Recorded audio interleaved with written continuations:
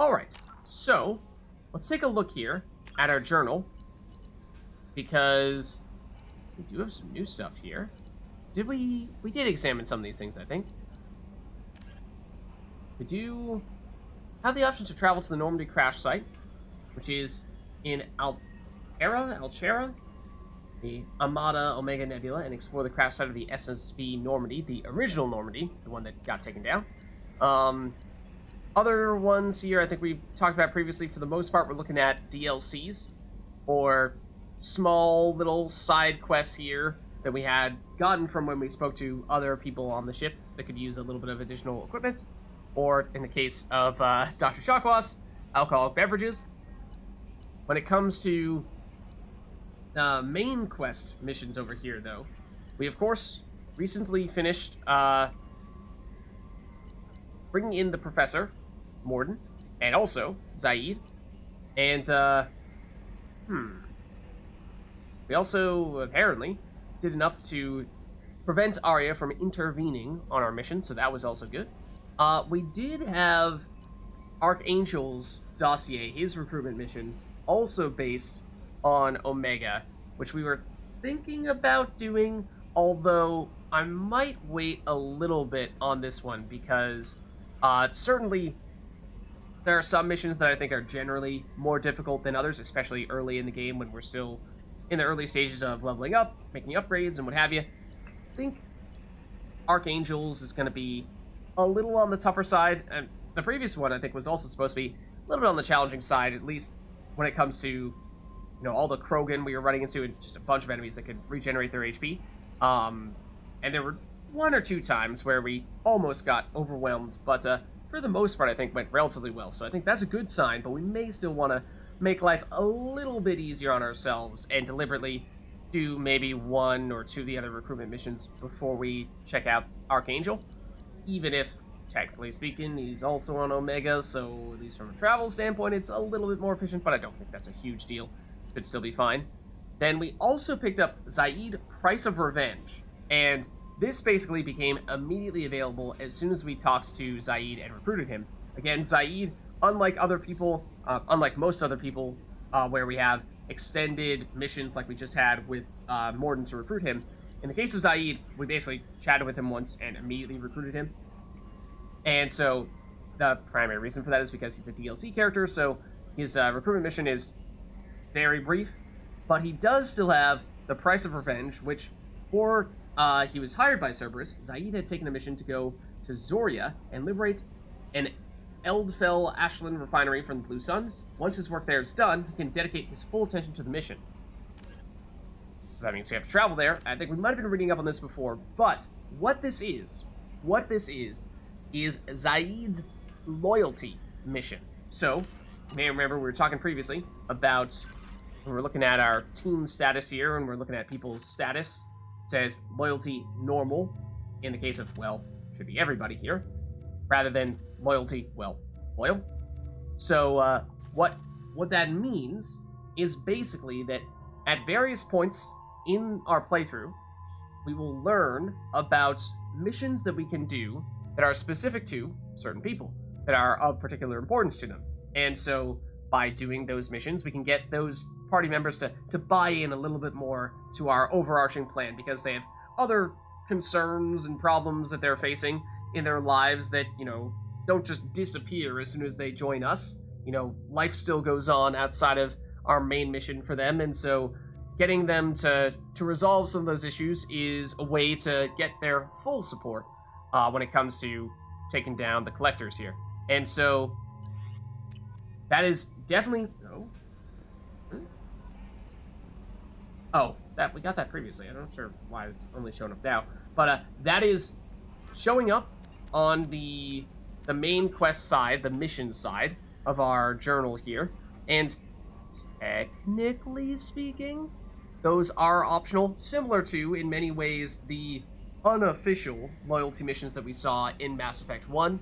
In the case of Garrus, we took down Dr. Salion. In the case of Rex, we got his family armor.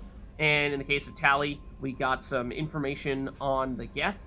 And those were all things that, while technically optional, did help us to gain the support of our teammates. And so that helped us in Mass Effect 1, even more so in Mass Effect 2. Again, still technically optional, but very, very important long term. So we'll absolutely make a point of doing that. And of course, at least at the moment, the only loyalty mission that we know of is Zaid's. But we'll keep an eye out for other ones as they pop up, and we'll be looking to add those to our list of things to do in the not-so-distant future. But for now, what I was thinking is what we might do is, we could check out the Normandy crash site.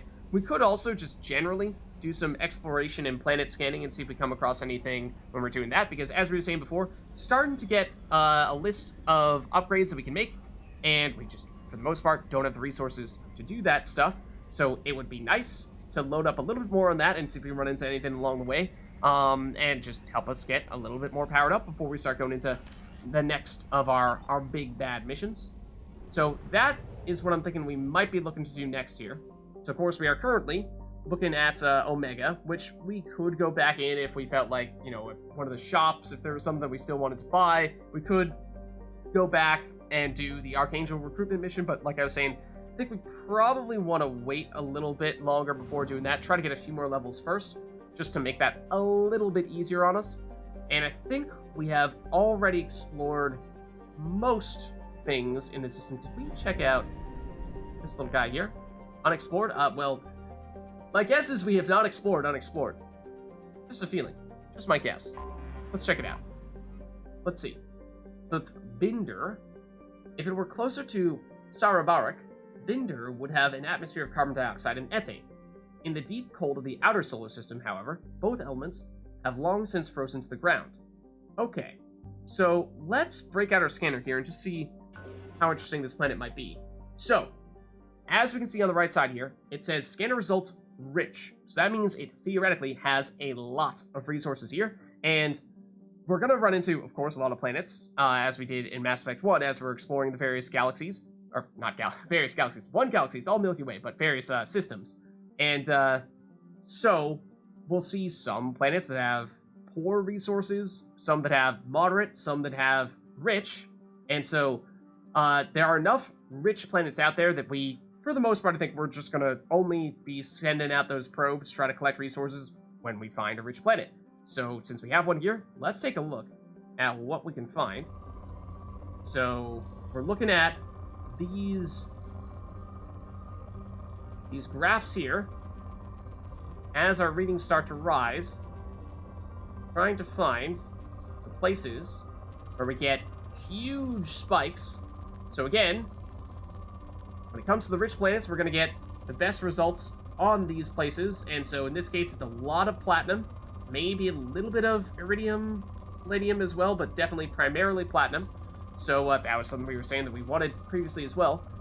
So one thing to bear in mind here is you don't actually need to be perfect with your location of your probe, but it is the difference in height is significant. So like this compared to, say, that. Obviously this is like basically nothing. I'm not even sure this would give us anything, but it is the scale that we're looking at here. Although we don't have an axis that has numbers on it to clearly communicate this.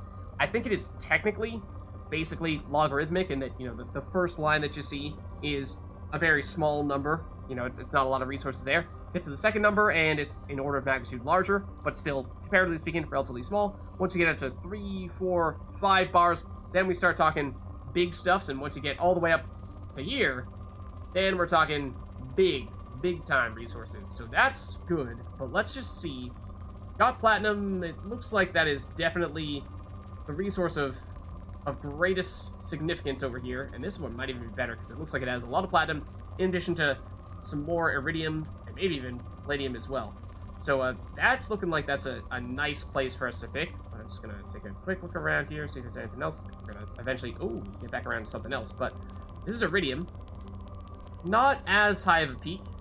Again, remember that although this one is also going fairly high, that because of that logarithmic scale, there is a pretty big difference between what we were seeing there and what we are seeing. Let's forget. Whoa!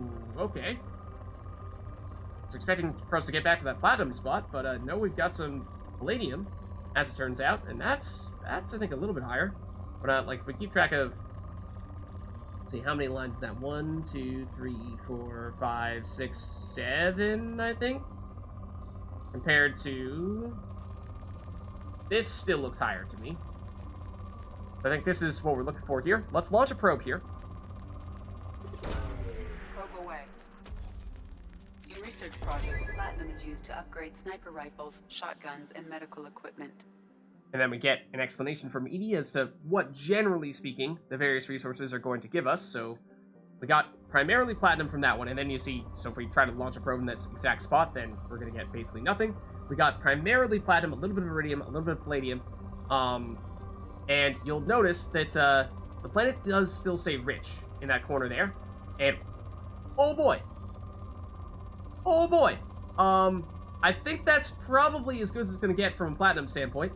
So what will happen is, as we continue, I did not even mean to press that button, but we were eventually going to do that. But as we continue scanning these planets and launching those probes, that scanner results description there can change. So if we continue to scan it, and eventually, we get all the good spots, then it's not going to say rich anymore. It's going to say, eventually poor if we just keep on launching probe after probe. So that is something to bear in mind. Well, it still says rich, theoretically, means there's still decent supply of those resources there, and so we might be on the verge of finding more. It does seem like, for the most part, platinum is the most plentiful resource on this planet, and generally speaking, each planet is going to have a specific resource, or maybe a couple of resources that it is definitely the best at, and so it seems like, it's not a coincidence that we keep on running into platinum here. A few other exceptions. Let's see. Again, it doesn't need to be perfect placement, but, if we can get this looks good to me as well. And then I think we're going to be probably good on platinum for a while, or at least this should hold us over. Because, of course, theoretically speaking, there's a finite amount of each resource that you are going to need, because once you can afford all the upgrades that require that resource, then you're good. So, as tempting as it may be at times to just be super aggressive and launch probe after probe, you may be at times actually doing some overkill, getting more of a resource than you actually need. And bear in mind, if you see in the right corner there, we have probes 7. We do have a limited number of them, and when we run out, we have to buy more of them from a fuel depot. And they're not super expensive, but, you'd like to save them for when they are most efficient. And you may have seen there, let me just pop back in for a second, as we were just saying, now says the scanner results are good, no longer rich, because we've gotten enough of the resources there that it is not nearly as good of an option as it once was.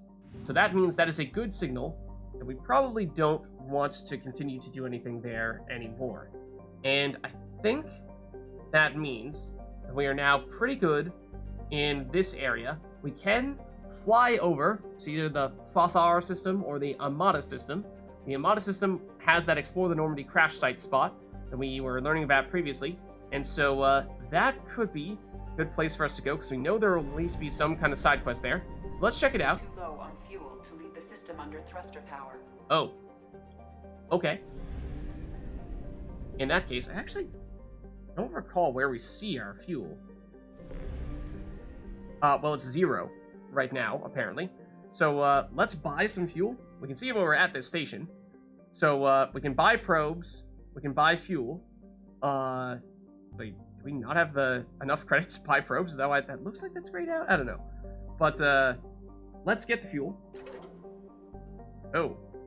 That's not a lot. I mean, it's pretty cheap. And we're buying it in tiny little increments here. So, I imagine we're probably just going to want to, load up a lot. So what happens is, when we're talking about a huge, cluster, I had the terminology in Mass Effect 1, but I always got to confuse cluster versus system. I think cluster is bigger than system, if I'm not mistaken. So clusters, you can use the mass relays, as you see on the right there, to teleport us to a more distant cluster, so group of solar systems, but then it'll just take you to the system's mass relay, and from there, if you want to travel a little bit more precisely, then you'll need to fly out in your ship, like we were just trying to do to the Armada system. So we will need fuel to do that. You won't need fuel to use the mass relay. So that's why we are loading up here. So let's just, probably fill this back up. I don't remember if there are any times when you, like, automatically get full fuel. So, is there any reason to not just load up when you get here? Of course, obviously this is costing credits, and credits that we could potentially spend on other things. But let's head back now in this direction.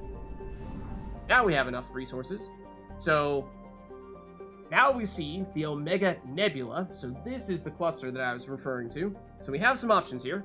We know the Armada system has that Normandy crash site. We have several other systems that are not explored at all. So that's what that 100% on the Sarabaric system means, is that we've explored all the planets there are to explore. Of course, you could still go back and scan those planets again to send out some more probes, get some more resources, even if it does say 100%. Just means that we've done our initial view of those areas. And that's something that we didn't have in Mass Effect 1, is there was nothing that said, you have already explored this place, which was one of the reasons why it can get a little bit tedious in Mass Effect 1, keeping track of where you have and have not been. So that's definitely one of the improvements between Mass Effect 1 and Mass Effect 2. Let's go to the Armada system, though. And now we see our fuel. Okay, maybe it's that you might not actually even use fuel when you're within the system. And the only time when you're using fuel is actually to jump from one system to the next, like this. Like, once we're on this screen, we may not actually need to use fuel at all. So let's see. We have a few planets out here. Let's start with this one. Notably, no fuel station. So that is something that is not necessarily going to be in every system, and therefore, yeah, reason to load up on fuel when you are near one of those, it would seem. So let's check out this place first. It is Ange. Ange, or Angia, is a typical ammonia-methane ice giant. Traces of chlorine in the atmosphere give it a distinct green tint. Penetrating scans have revealed large numbers of hollow, unpowered objects with dimensions 3.4, or 3.14, hold on, that can't be a coincidence, right? By 12.56 by 28.26 meters, circulating the equatorial cloud bands. And the first number is obviously the first 3 digits of pi. The objects appear to have sails, or wings, attached, allowing them to be borne aloft by Angia's winds. While they are too deep to be reached for study, popular conjecture in xenoarchaeological circles holds that they are coffins of an ancient race who laid their dead to rest in the gas giant. Ooh. Alright, let's take a quick look at scanning. See if it's a decent option here. It's moderate. Let's just do a quick scan here. Of course, we saw in the previous rich planet we were looking at, we got some resources that were basically maxing out near the top. So, this is probably as good as it's going to get on a moderate planet, which is why, again, especially because, it's not that bad. But again, because there's basically a logarithmic scale here, there is a big difference between this and seeing ones that seem to max out.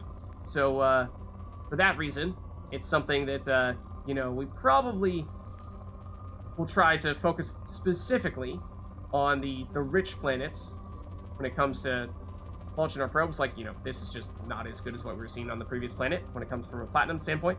Although, I wanted to take a quick look to see if we might find any element 0 here. Because that's tough to get, as I think I was saying before. Definitely the hardest of all the resources to acquire. That's, again, I think, no matter what, even if it bumps up for a little bit there, still not going to find anything as good as what we were seeing in the previous place. But yeah, element 0, the hardest one to find, and there may not be any planets that are technically rich in element 0. That's definitely the best we could get, I think, if we wanted to go here. But yeah, there might not be any planets that have a rich source of element 0. So for that reason, we could potentially get some false negatives when it comes to element 0 specifically. And we like to make a point of picking those element 0 sources up when and where we can. There's an interesting instance of Iridium plus Palladium, and so we see the sort of two peaks there, whereas previously we sort of saw just a wider peak when we had Platinum plus Iridium plus Palladium in the previous location. But yeah, no sources of element 0, because what often happens is that I think that the best sources of Element Zero are going to be coming from planets that have had previous civilizations settled on them, and based on the description that we were reading there, made it sound like maybe that was going to be the case here, so it got my hopes up a little bit for Element Zero, but then didn't really see anything shown up there. So we also see 20% in that top left corner there, which would suggest that there's still quite a bit more for us to do here. In theory, 5 things total. So it looks like we've done 1, there's 2 for Alcara or Alchera, 3 for wherever this one is in this circle, and then 5 on the left side over there. So let's check this out. Aurora. Aurora is essentially a giant rock in space. That's a very, very flattering description. Tidally locked to Armada. Its only notable feature is a chain of craters stitching across the northern hemisphere, thought to be the result of impacts by a swarm of meteors. Aurora's low density suggests it contains no mineral wealth beyond common light metals. It maintains a tenuous atmosphere of krypton and xenon. So I'm curious, given that description, does that mean this has... I was expecting, like, poor resources, but, yeah, you know, for those reasons, not really expecting to see anything of note here. And so, you know, we're not gonna really make a point of scanning every single planet, other than just a quick peek to see what is the rating for this planet. You know, is it moderate? Is it good? Is it rich? If it's rich, then you have our attention. If not, then probably not. Right, and here we have another unexplored object. This looks even smaller. Takan. Orbiting closest to the F-class star Amana, Takan is a blistering sun-blasted hell. Neither its carbon dioxide atmosphere nor its weak magnetic field provides any protection from the star's harsh radiation. Fortunately, Takan has few significant resources and is only notable for an unusual purple desert in the southern hemisphere, thought to be the result of eroded spessartite. I don't know what that is. Okay, let's try scanning it. Based on how it said, not a lot of stuff happening here. Not expecting to see much, although it did say there's something interesting in the southern hemisphere, so I'm curious to see if we do deliberately scan the southern side. Oh, are we gonna find something unusual here? But again, these are decent, but they're not quite as good. Or at least they look decent, but there is a significant difference between, you know, a peak that's going up. Certainly, like that's not very good. Like even that looks decent, but there's a big difference between that and something that goes up 1 or 2 bars higher than that. But just looking at the lower southern hemisphere here, not really seeing much of anything. Not doing a super precise scan here, but oh, okay, like that's maybe the best, but still certainly doesn't really compare to things we've seen elsewhere. So I think we're calling it a day here on that planet. Then we have this unexplored spot is Aingana. Aingana is a hot, beautiful, and deadly world covered with debris of ancient starships. Approximately 127,000 years ago, a series of battles were fought over it by 2 organic species, the Thoihan and the Insunanon. And that second name is actually a name that we have heard before from Mass Effect 1. If you remember, Ilos, one of the last planets we went to in Mass Effect 1, there were statues of creepy-looking, I don't even know, I mean, humanoid alien figures that had sort of like these long tentacle-like beards coming out of their face and like almost eyes at times. That, yeah, they looked quite scary. But those were the Inusanon, as it turns out, so another reference to them here. Although no records of the conflict remain, most historians agree that both races wanted to colonize Aingana, and neither were willing to share. The 2 lost hundreds of ships in a series of battles over Aingana and its moon, Bararaya. Many of these were eventually pulled in by the planet's gravity well. Mass Effect drive cores of these ships broke apart, dumping refined Element Zero over large stretches of landscape. That has my attention. This poisoned the environment, and a wave of extinctions followed. Many of the animal species that remained showed a tendency to develop biotic powers. As the ecology of Aingana is energetic, and aggressive, this makes colonization a deadly peril.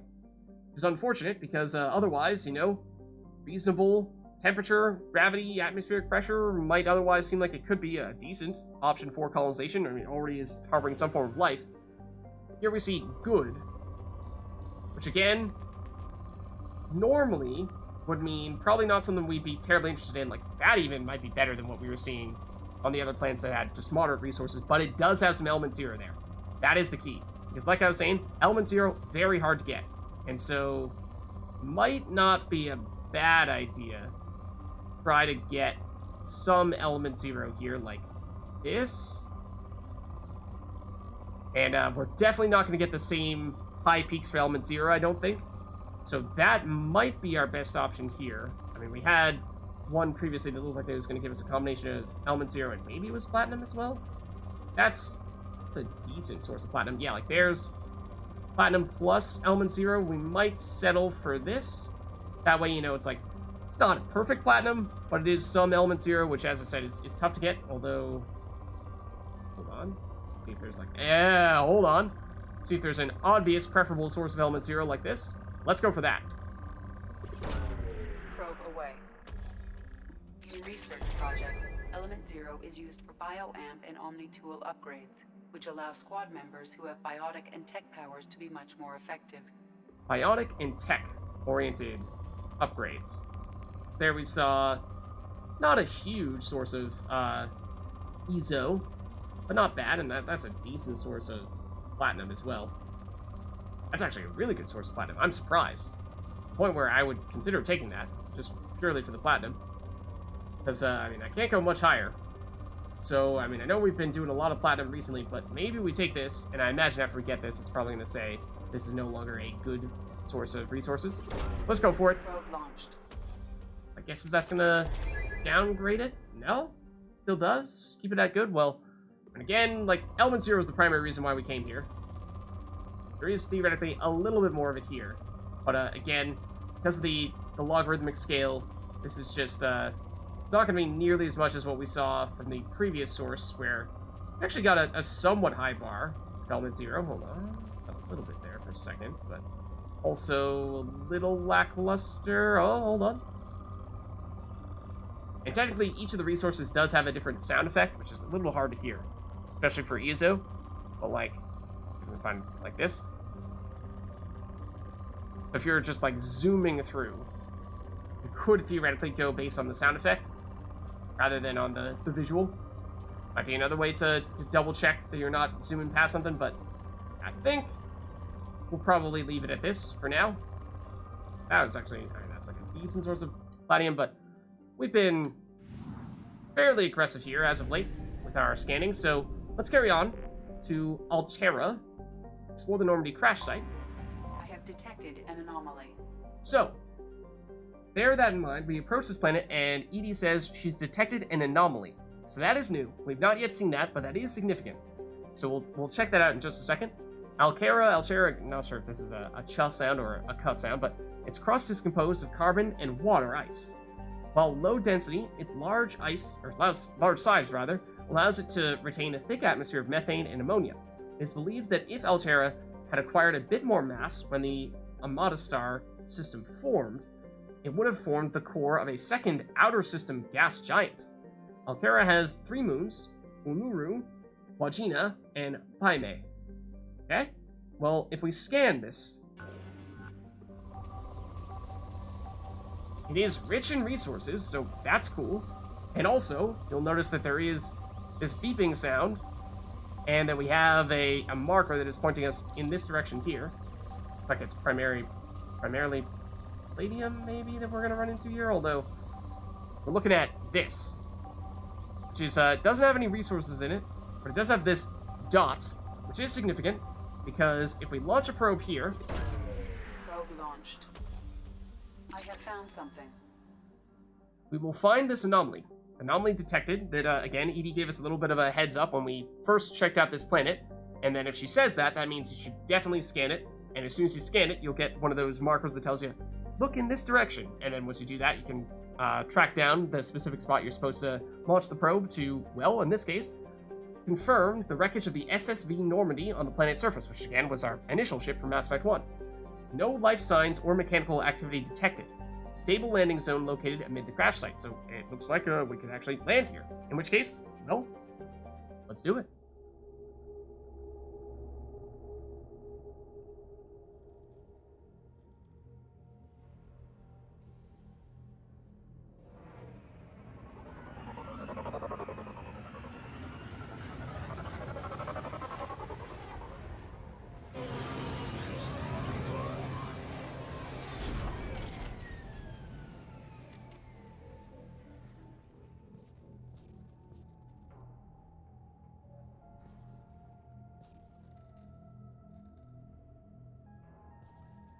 Very creepy music.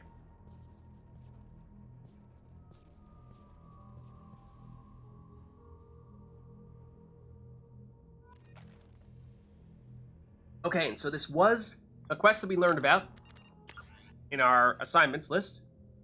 The Normandy crash site. So the Alliance has found the wreckage of the SSV Normandy on this planet. They've asked that a monument be placed on the site and any sign of the remaining 20 missing crew members be recovered. So now we need to explore the crash site and try to find those 20 crew members if we can, and locate a suitable place for the Normandy monument and recover those signs. So that's the objective here. No map. We do have, actually I believe it is technically just Shepard for this mission here. One of the few times when that is the case. So no teammates to help us out here. But for the most part, we're just looking to keep our eyes peeled. Because, well, there appears to be something over here. Got a dog tag. We collect this, we'll get a little bit of experience. We collect the dog tags of fallen crew members to return to their families. So that is the primary way in which we will get the 20, or signs of the 20 crew members, is by finding dog tags like that. And fortunately, we'll have these little glowing sections over here that will help us to locate them. But we are definitely going to need to try to keep our eyes peeled and sort of keep a general sense as to which areas we have and have not already looked in, because otherwise it could be fairly easy to lose track. So, you know, it'd be good to try to sort of stick to one area first here. Let's see. What do we want to start off with? Maybe we go... And now I'm already like, oh, there are so many directions we can go in. Oh, something over there already. Another dog... Oh, it's actually not far from us, doesn't seem. Snap this while we can. That was a devious little angle there. We're hiding behind this little ridge. And it does fortunately tell us how many we have, how many we're missing. So that's definitely helpful. Oh. Okay, we can place the monument here if we'd like. There's a potential spot in, well, is the ship. Was, of course, the ship that we were in got shot down at the beginning of Mass Effect 2. And, well, that was, in many ways, the end of us. Where was that dog? There's the dog tag, see? It's 4 out of 20. So what if it's, was it 10 experience? Oh.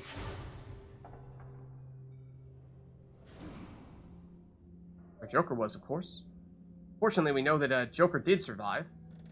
But, based on what we were hearing, that, I mean, the journal entry, at least, says no signs of life here, would suggest that, probably not the case for many others. Although we did see that, many people did manage to escape in escape pods of some variety. Joker was actually the last one off the ship, other than, I mean, you want to count Shepard, but it may even be that the mission ends once you place the monument, so I think we're going to deliberately wait before doing that. Might be wrong about that, but just to play it safe. Let's focus on the dog tags first and foremost here. Is there anything hiding in here? That would seem like a place where one might get a dog tag hidden. There's something over there. That is.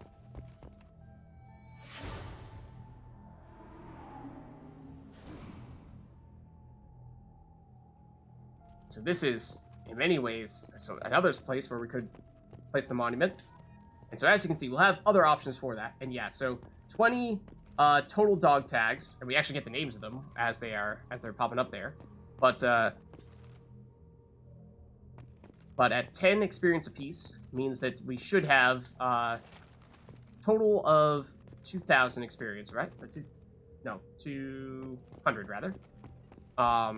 Which is what? I think we're usually getting 1,000 experience per or that's how much we need, is 1,000 experience to level up each time. So it's you know, it's 1/5 of a level, whereas usually we're getting 1,000 experience from each primary mission. So that means that, you know, it's also basically 1/5 of a primary mission as well.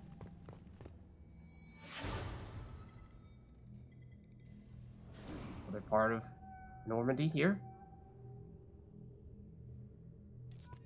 More dog tags.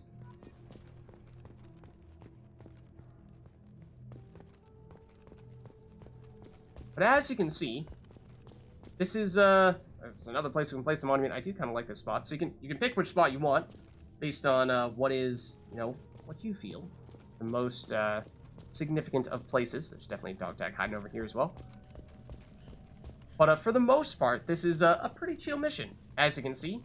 You know, for the most part, a little bit of search and, well, maybe not so much on the rescue side, but recovery of these objects at the very least, dog tags. And so it's a relatively simple, straightforward, easy way to get some early experience. So good early on in the game if you are a low-level character that is, you know, having a little bit of a hard time taking down some of your opponents, then this is a way to get closer to just picking up one more level, and, you know, that might be the difference between being able to succeed or not in a given mission. Cadence spot in the crew quarters.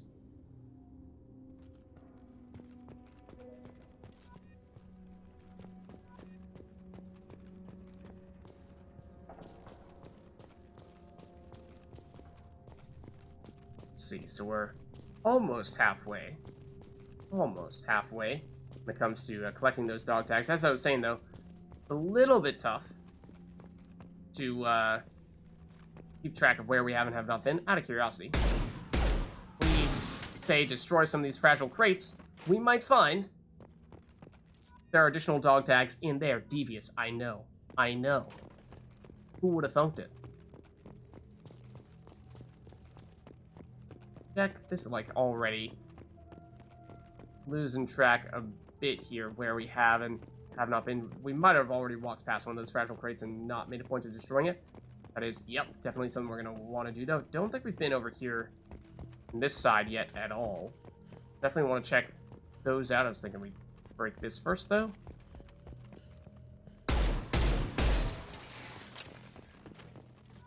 And nab some more of those. Cool. Got one hiding over here, too.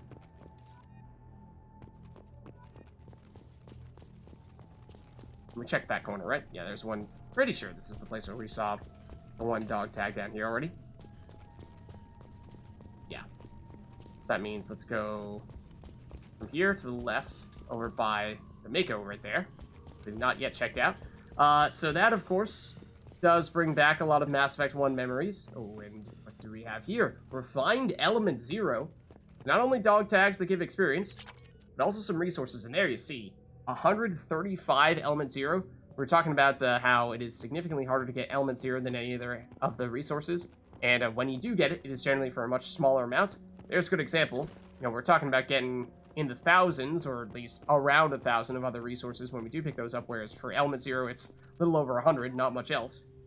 So that is, for that reason, very significant to do that scanning for Element 0. I think when we did the good scan previously, if you're wondering why I'm punching, it's also the get out of cover button. Try to jump over these ledges. But yeah, I think when we had our particularly good scan for Element 0, how much did we get? God, I took a brief mental note of it, but that mental note is apparently gone now. It's at least 250. It was a nice round number. It might have been exactly 250. It might have been more than that, but at least on the order of double what we had from that source that we just picked up. Let's see, what are we at now? We're at 15, so we're getting close. Also, more element 0 here. This time just 115, but, use all the element 0 we can get for all those reasons. It is tough to acquire.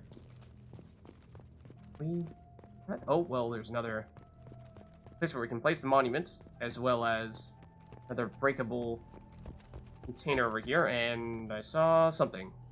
More element 0. So, collectively, across all those things, that's something that is.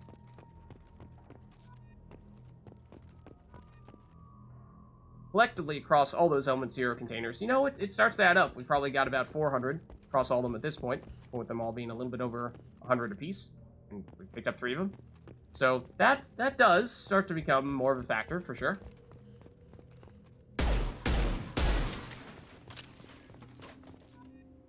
That's getting us pretty darn close here. That's 17. Okay. Does mean we also... That's the one we already got, right? Element 0. Does mean we also might want to start thinking more about where we want to place this here monument thing. Wasn't anything else over here, was there? No, it said we can place the monument, but oftentimes we saw place the monument followed quickly thereafter by a nearby dog tag, which I didn't think we really saw on that occasion, which made me a little suspicious that we might have missed something, but maybe not. Is there anything else more by the Mako or up here? I don't think we've been all the way up in that corner either. I don't think we really saw anything on the Mako either, which, again, seemed a little bit odd, but with it being a pretty significant component of our Mass Effect 1 experience. Yeah, I don't think we've yet tried this spot here. If we could get over this and ideally do something other than punch it. Maybe we punch it as well. Here we go. Oh, there's another spot. Oh, the galaxy map. Okay, that's a tempting one. I might go that route. Might opt to place our monument here. Let's see. Anything else around here, though? We have 2 more dog tags. A data pad. What do we have here? Unrecoverable data. Data recovered. Spoke to the commander about this. Corrupt. All these damned aliens aboard the Alliance's most advanced ship. Just don't trust them. Especially that... Sorry. An aquarium. What does Shepard think he is? I think this is a zoo? And you'll notice below that journal it says Navigator Presley, which you may remember was technically the second in command on the original Normandy behind us. Whenever we left the ship, it would say that we were out, and so Navigator Presley has the deck. And so, but he is no longer with us. He is one of the people who I believe did get killed from the collector attack that hit our ship, along with us, of course. But he's never the most open, honest, or happy of crew members, and well, now perhaps we get a better sense as to why that might have been. Seemed as though he was harboring some ill will toward the teammates that we brought on the ship, the non-humans in particular. Let's see. With the Quarian, it seems she's on some kind of pilgrimage, trying to improve the lot of her home ship. I can understand that. I would babysit my children or anything, but if she has to be on board, I suppose that's not too bad. Okay, so it seems like maybe, initially his first impression, so the Quarian he refers to here, clearly disapproving. Yet, on this occasion, seems like, okay, he's starting to get a better understanding for, well, maybe she's not so bad after all. She's here because she needs trying to bring something back to her home ship. And, she's just trying to help. So, maybe I shouldn't be so quick to judge her. Let's see how this carries on then. For a while now, and I'm taking a look back at past entries in this journal. How blind I was at the time, came on this ship firmly believing humanity was on its own in the galaxy. Shepard brought all these aliens on board, and there's no way we could have accomplished what we did without them. I'm proud to say, die for any member of this crew, regardless of what world they were born on. So there you have it. I mean, that's basically the before, in the middle, and after, in terms of Navigator Presley's opinions and thoughts on aliens in general, most specifically our crewmates. Initially, I hate them. I don't trust them. All humans, all the time. Everyone else is shouldn't be here. Doesn't belong here. Entry 2. Hold on. Now that I get to know them a little bit better, maybe they're not so bad after all. Entry 3. I am proud to say, I think that corrupt part would be something like, I would die for any member of this crew, regardless of what world they were born on, which, you know, saying you make the ultimate sacrifice for even the aliens that he said initially that he hates. That's some pretty serious development there. And there is Navigator Presley.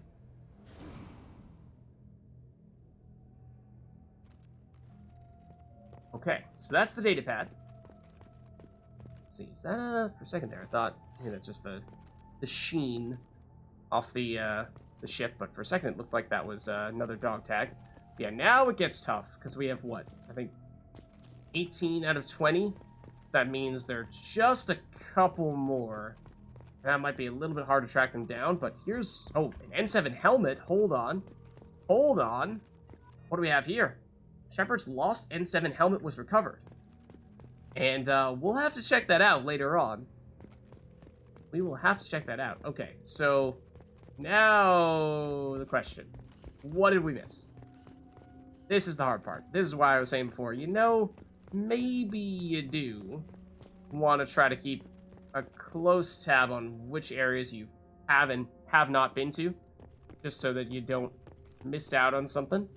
Because, like, we went through one of the areas where maybe we had not yet broken down one of the crates that we passed by. That would obviously be a potential source. Did we look up here? Have we seen this section? Over here, and we also have seen on some occasions... Is that breakable? I don't think so. Seen on some occasions dog tags that were kind of hidden around corners or behind ledges. If you could actually climb that, that'd be lovely, Shepard.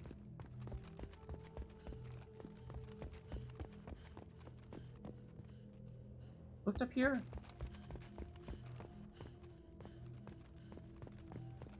We may have. So yeah, it does seem like, you know, we kind of have the primary places where... Oh yeah, we did. That's where the ESO was. We have the primary places where the big pieces of the ship fell down, and those are generally the places where we can place our monuments.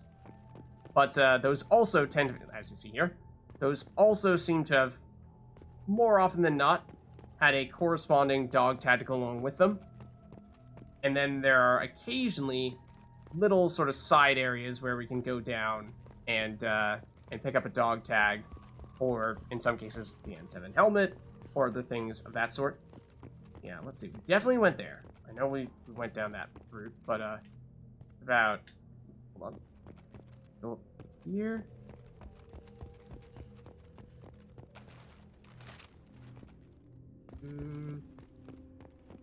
Also, now realizing that part that I said about the punch button being the same as the get out of cover button, I lied. It's not. I was totally just punching snowmen for the sake of punching snowmen.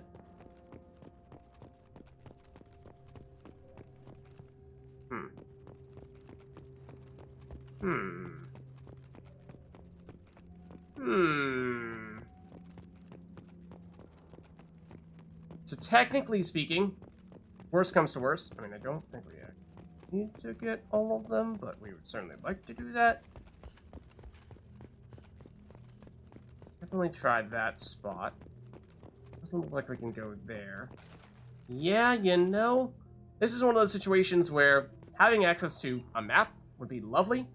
So we can more systematically say, okay, let's go this side to this side, and just sort of like mark places off as we complete them.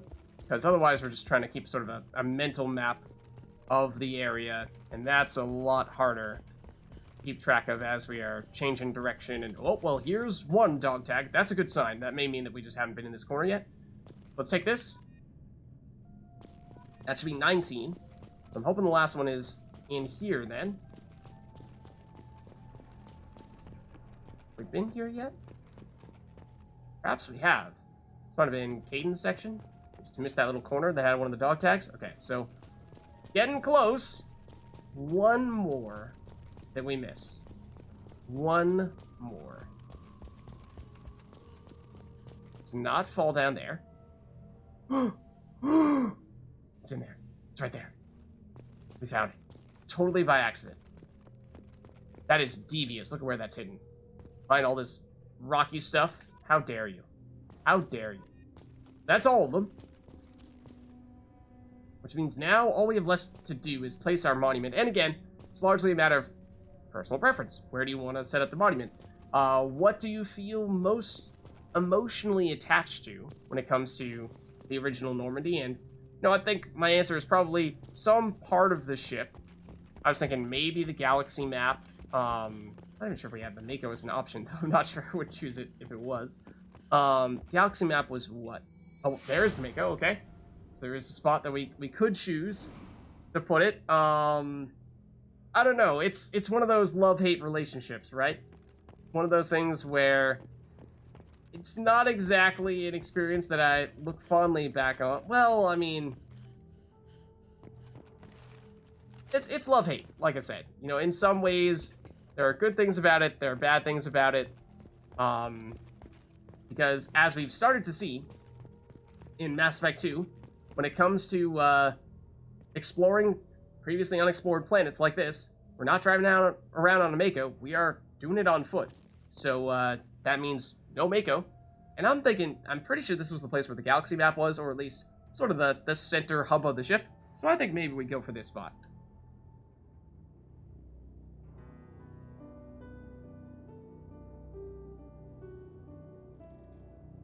Don't ask Shepard how he casually pulled that out of his pocket. Okay, so now we have our monument. We can, well, I was gonna say we can admire, but we kind of lost the angle on it. But alas, that's sort of like that's the actual Normandy, and then it's just like a dramatic jet stream behind it. Excuse me, I've already placed the monument here. Don't tell me to place the monument where it's already been placed. It's rude. Trying to suggest that I did not properly place it? Is that what you're trying to say to me? Then, actually,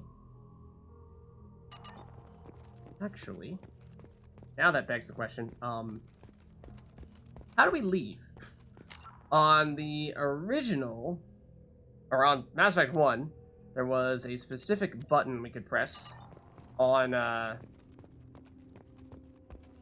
these unexplored areas to just say, all right, take me back to the Normandy. But alas, that button in Mass Effect 2 is the button that that draws our weapon, and that's not really what we're looking for here. Just double check our journal, make sure we aren't blatantly missing something here. But let's see. It's Normandy crash site. A monument has been placed at the last resting place of the SSV Normandy on Alcara, and the families of all the missing crew members have been notified of their ultimate sacrifice. So, we have completed it. We have successfully done everything that there is to do here, and I think we've picked up all of the elements 0 as well. So, what I don't recall is whether we need to actually get back to the specific place where we landed, get back, or if there is... I'm not seeing any obvious ways back onto the Normandy here. So, where did we land? Not there. Where we place our stuffs. Not even necessarily sure that that is the answer, but it was more so...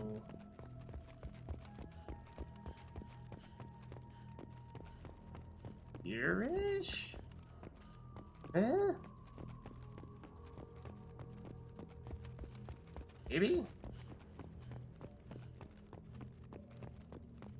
Definitely not there. But yeah, what is the answer? Go to squad screen? No. Out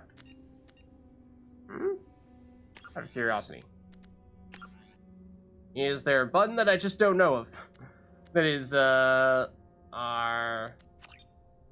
button. Control, no, key binding. Or going back up to the Normandy. Map, not combat.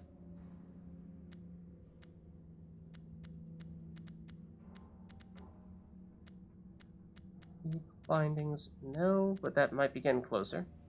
Leave world, F. Not sure what that is supposed to be on a controller. Curiosity, select button.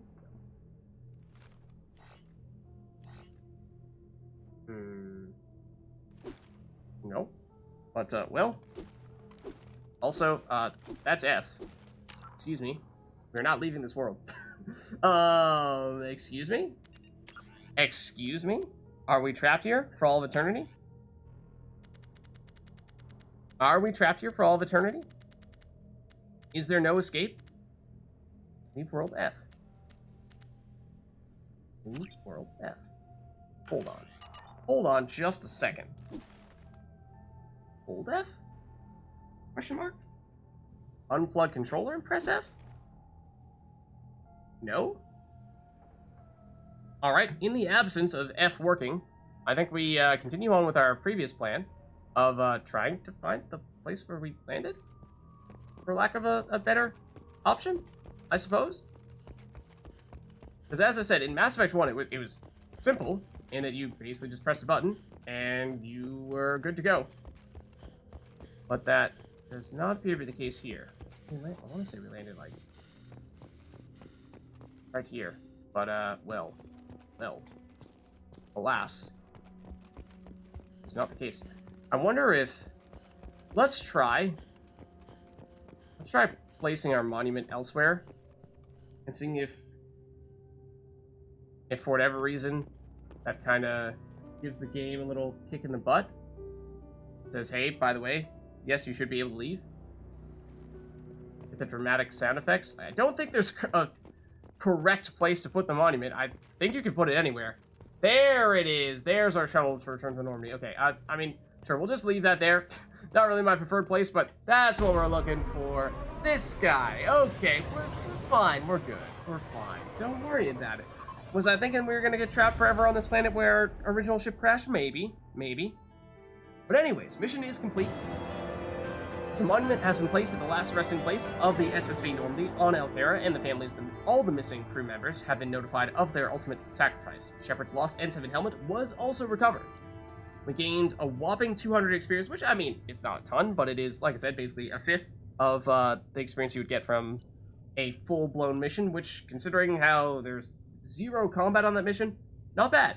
Even got some funding, actually Alliance funding, mind you, not Cerberus funding, Alliance funding for that, and no credits that we found lying around there, but I don't think there are any. Got a in total, exactly 400, which is what we were expecting for Element 0, so not bad. Not bad.